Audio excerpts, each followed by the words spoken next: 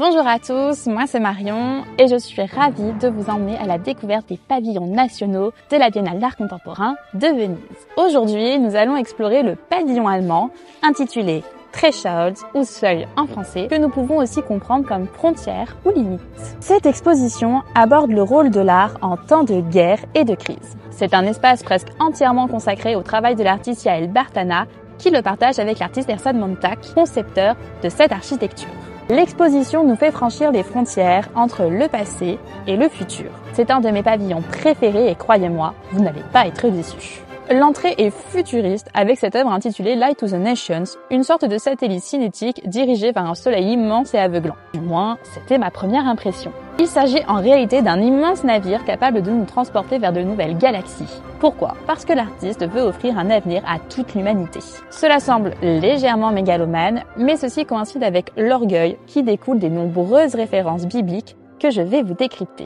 D'abord, l'histoire de ce navire s'inspire d'un passage du livre d'Isaïe, un des épisodes de l'Ancien Testament qui apporte la déportation du peuple juif à Babylone, puis son retour et la reconstruction du temple de Jérusalem. Ce navire est une métaphore de cet épisode biblique. On fuit la planète Terre à bord du vaisseau puisqu'elle se détruit à cause de nombreuses négligences, on y vit pendant quelques générations, ensuite on y retourne et on reconstruit. C'est la promesse d'une issue face à l'irrémédiable. C'est aussi le scénario choisi par les humains dans le film d'animation Wall-E pour celles et ceux qui aiment les dystopies. Les sphères jaunes de ce navire représentent les 10 séphirotes qui sont à l'origine des 10 émanations divines constituant l'arbre de vie dans la Kabbale, la couronne, la sagesse, la compréhension, la miséricorde, le jugement, la beauté, la gloire, la transmission et la royauté.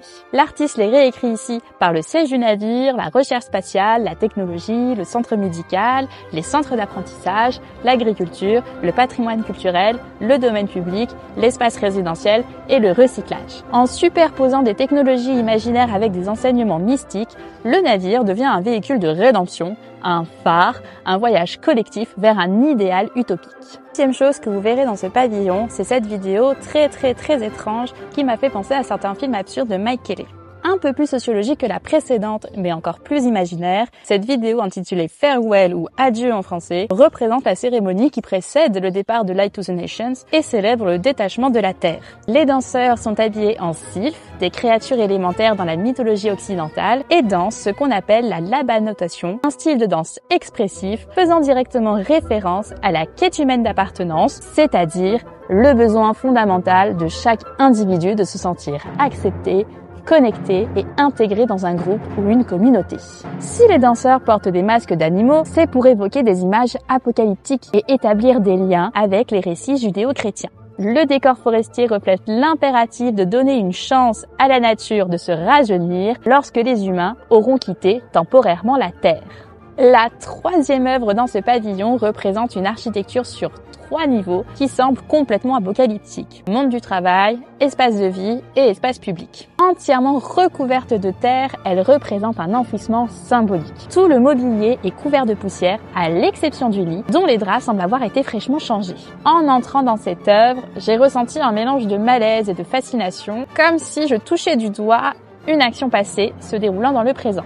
Ersan Montag oppose l'architecture fasciste du pavillon par un monument au centre duquel se trouve la mémoire collective. C'est une recherche dans la poussière de l'histoire non écrite, comme celle du grand-père de l'artiste qui s'est rendu à Berlin-Ouest en 1960 et a travaillé pendant plus de 30 ans dans la société Eternit, qui produisait des matériaux de construction à partir d'amiante. C'était pour son grand-père la seule chance d'échapper à une vie dans la pauvreté, mais c'est aussi devenu un piège mortel. Peu de temps après sa retraite, il est mort d'une grave maladie pulmonaire. Le parquet à l'intérieur de l'édifice provient d'une maison de culture abandonnée à Kirchmosser, dans le Brandenburg, et représente la société ouvrière de la RDA. L'artiste pose radicalement la question de la représentation et de la narration au seuil d'un paysage industriel, d'un hommage aux soldats disparus que sont les ouvriers et qui se perdent dans l'anonymat des villes. Cette architecture est aussi une immense fouille archéologique révélant les promesses de cette ère technique et ses conséquences. Le dernier étage du monument offre une vue sur l'œuvre vidéo de Yael Bartana vers un monde qui semble inaccessible mais rempli d'espoir pour l'avenir. Le reste de l'exposition m'a immergée dans un monde futuriste où nous vivrons dans cet immense navire coupé de la Terre et de sa nature qui aura disparu, mais dont nous profiterons artificiellement grâce à ces nouvelles technologies immersives. Ce qu'il faut retenir de cette curation, c'est que l'art nous donne des espaces de liberté et nous en avons cruellement besoin en ce moment, sous forme de plateforme pour rassembler les gens, pour les toucher en termes de contenu et d'émotion. Vous pouvez visiter ce pavillon jusqu'au 24 novembre. J'espère que cette vidéo vous aura plu. N'hésitez pas à liker, commenter et partager pour soutenir mon travail. Surtout, abonnez-vous si vous aimez l'art contemporain.